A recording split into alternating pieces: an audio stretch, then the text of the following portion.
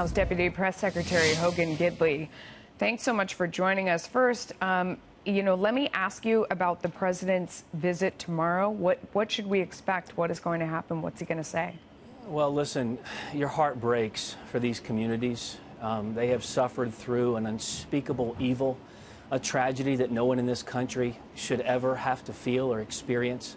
And the president on Monday made the point that he wanted to share in the grief and sadness that so many are feeling right now, but he also shares in the anger. And he offered some solutions of how we could actually address some of these issues so that it never happens to another community or another person in this country's history ever. What do you make of the Democrats who say that he shouldn't go, or some, from the area that say they don't want him to come? We know that in Ohio there will be some protests, and some say the wounds are just too raw and that rightly or wrongly they blame the president, so they don't want him to come. Look, I understand some emotions are high. The president and the first lady want to go into these communities so that they can share in the sadness, but also share in the anger.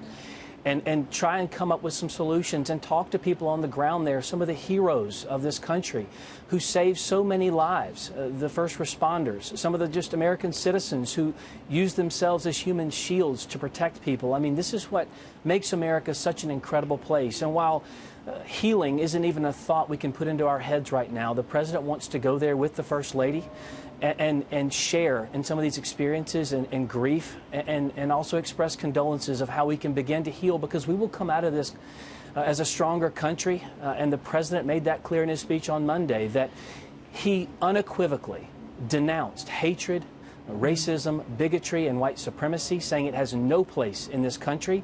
He's going to express that again and repeatedly, as he has done in the past, because it doesn't. Yeah. And we're going to come up with solutions to actually fix it. In the meantime, there is a call for action, without question. I mean, there always is. We've heard that the president is considering using executive action to do something about gun violence. What would that look like? And does that mean that he doesn't think that there's a legislative solution?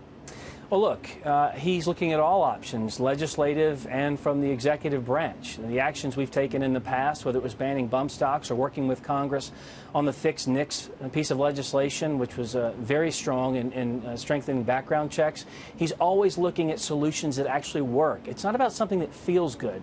It's about something that actually protects the American people and makes our communities safer. That's what this president wants to do. But I have to say, it is disgusting to watch so many on the left come before cameras within 5 hours of this tragedy and lie about this president and have pathetic comments about the state of this country and where this president stands. The president stands with all these Americans who suffer through these tragedies and those who want to fix the problems we face. And these Democrats have played politics from the word But you don't go, think his rhetoric plays so any sad. part in the hatred or the violence or any of the back and forth? You don't think that the accusation is that the culture he foments at his rallies leads to this kind of violence? How do you respond to that? That is absolutely ridiculous. We do not blame, nor do we even dream of blaming, Elizabeth Warren for the shooter in Ohio who wanted to vote for her. The supporter of Alexander Ocasio-Cortez, who carried out a terrorist attack trying to blow up a DHS ICE facility using her language of concentration camps. The Bernie Sanders supporter who shot up conservatives on a baseball field. And we don't blame Barack Obama for the deaths of Dallas police officers. That is ridiculous. We wouldn't dream of doing it. Would it help if you cannot were more apply that careful standard with his to language? us and ignore it on the Democrat side. Would it help if everyone were more careful with their language?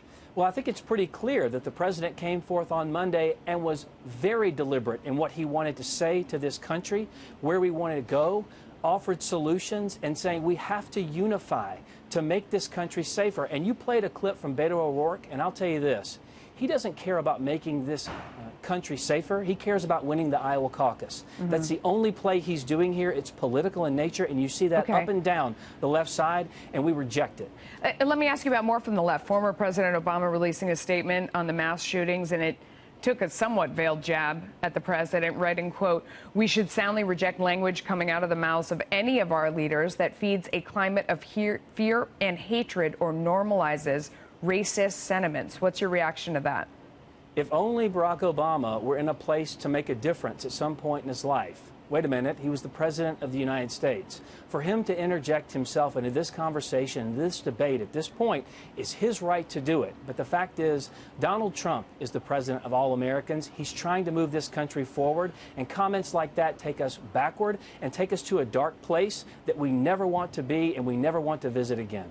I don't want to let you go without talking about the markets and the economy, and the Treasury Department saying that China is a currency manipulator. We're looking at a market right now up 139 points, but Beijing allowed the yuan to weaken to its lowest level in more than a decade, setting off that huge sell-off yesterday. The Dow rebounding today, but yesterday 760 points. What do you think of where we are in this fight, and does labeling them a currency manipulator help or hurt? Well, it absolutely helps, and it's something everyone in this world already knows. But the president's economic strategy is working. China's economy is hurting.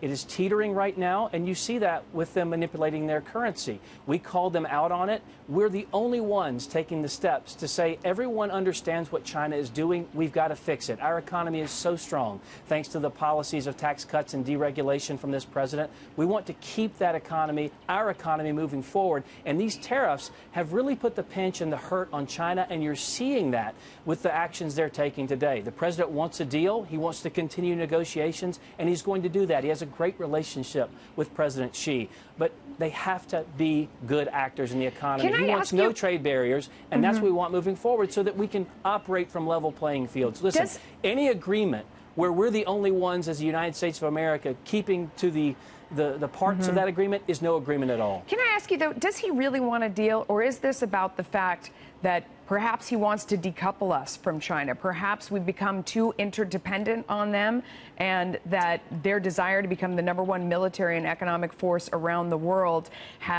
they're playing a very long game, getting America and other countries dependent on them for pharmaceuticals, for buying debt, for infrastructure. I mean, is this about more than just a trade deal, but about a parting of the ways?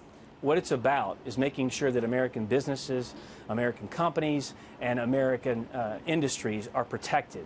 No one's done that in the history of the presidency. It seems like we've kowtowed to China for too long. That's what the president wants out of this. If that results and manifests itself in a deal that is better for all Americans, then that's what he's going to push for. If it doesn't, and the deal damages this country, he's not going to take it. He's only going to do what's right for the American people.